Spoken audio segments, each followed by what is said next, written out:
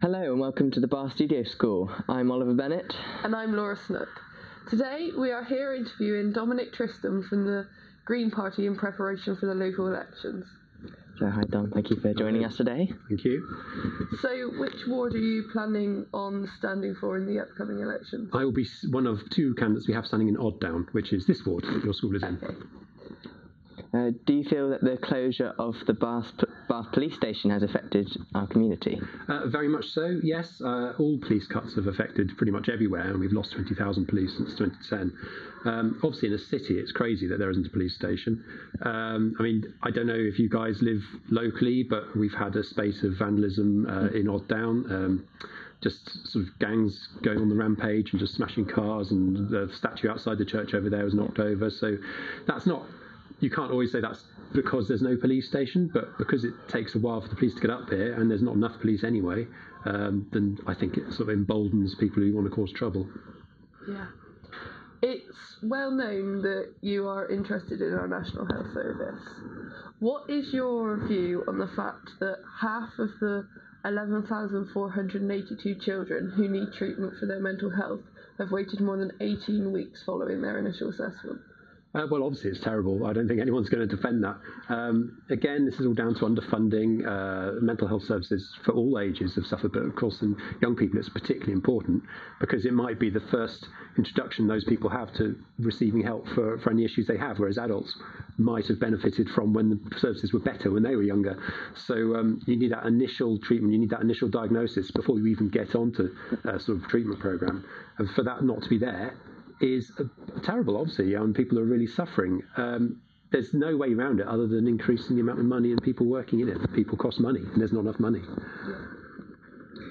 From the research we've conducted using your Twitter account, we have discovered that you're extremely passionate about global warming. And yes. So what do you think your views are on the clean air zone, which is currently being debated?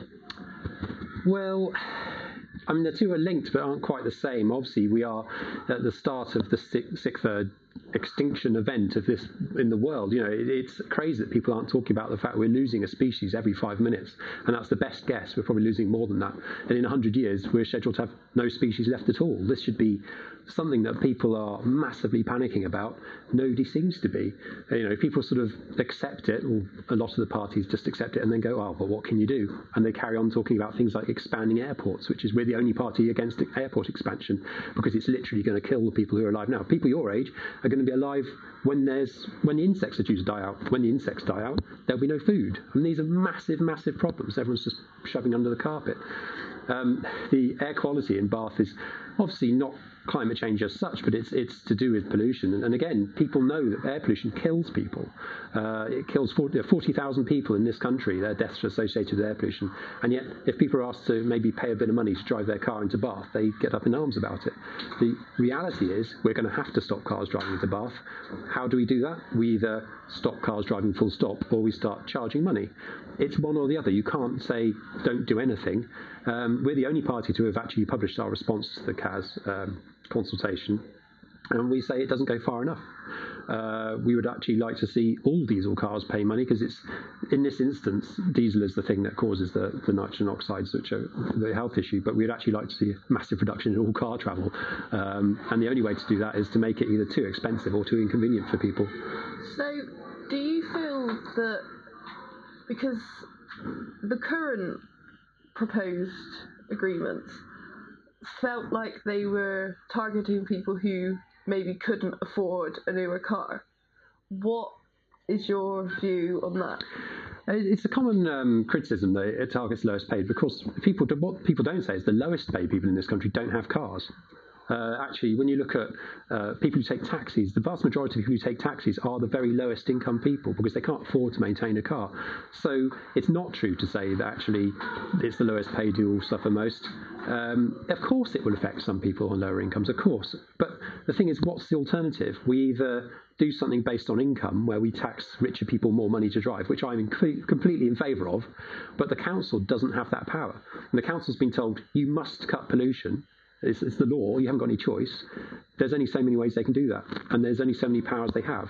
So, yeah, it will affect some people with lower incomes, but actually there's things the council could do, like increasing rebates on council tax to actually counter that somewhat.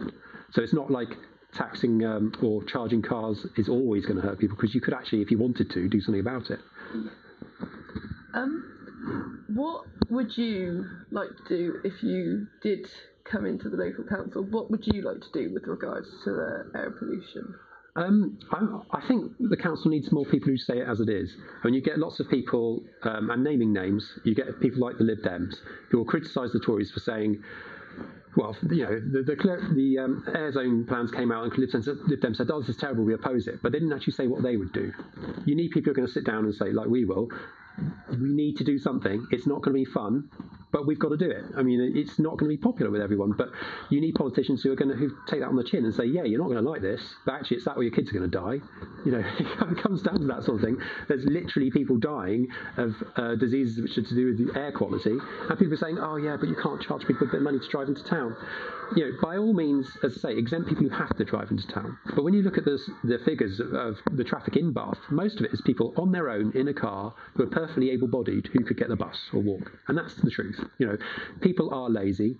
Not everyone. Some people have to drive, but they're a small number. So let's get away from you're punishing people who haven't got any choice. Loads of people who drive into town have a choice. I know many people, I mean, I'm perfectly fit and able, and I know lots of people who will drive into town and park for 2 hours because it's cheaper to do that than to get the bus. These aren't people on low incomes. These are just people who fancy saving a bit of money. So, I mean, it's mad that that's true. It's mad that it's cheaper to drive and park for 2 hours than to get the bus, and that has to change. Otherwise, the air isn't going to get any better. Yeah. When it comes to the local elections on the 2nd of May, why do you believe that we should vote for you?